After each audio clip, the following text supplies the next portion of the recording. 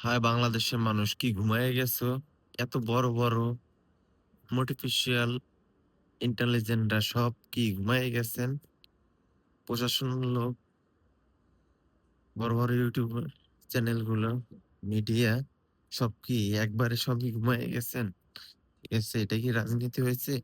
এক চোর খেদাইয়া আরেক চোর আইনে আমরা দেশ ভরতেছি। বলে সেই তো ভালো ছিল। আমার ভাইয়ের বুকে, আমার বোনের বুকে এতগুলো গুলি চললো, এত লোক শহীদ হলো, এত লোক মৃত্যুবরণ করলো। তারপরও সেই চোরদের আইনে আমরা দেশে আবার রাজনীতিতে বসাইছি। আগে তো চ্যাম্পিয়ন ছিল কয়েকবার। এবার তো ডাইরেক্ট ওইভাবে না, এবার তো দেশ একবারে বেঁচে দেবে। আমরা এই চোরদের চাই না, ঠিক আছে? আপনারা কি বলেন? জীবনে তো অনেক কিছু দেখছেন। অনেক কিছুই দেখলেন যে বড়, বড় যে টিভি চ্যানেলগুলো আছে, একটা চ্যানেলও সত্যি কোনো নিউজ প্রকাশ করে নাই। ছোটখাটো যারা রিলস গুলো তৈরি করে, তারাই টুকটাক যে অপকর্মগুলা তাদের, এগুলো তুলে ধরছে।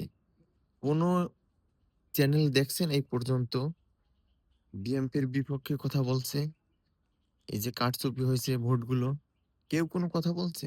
কেউ কোনো কথা বলেনি। আর বলবেও না। সব হলো কাগজের নোটের কাছে বিক্রি হয়ে গেছে। আরে ভাই, এখনো যদি ৳২০০-৳৫০০ কাগজের নোটের সাথে আপনি বিক্রি হয়ে যান, তাহলে ৫ বছর তো আপনার তাদেরই হাত হাত ধরা লাগবে, পা ধরা লাগবে। এইভাবেই তো আপনার দেশটা চলবে। ঠিক আছে? রাজনীতির ভালো কিছু আশা করেন কিভাবে?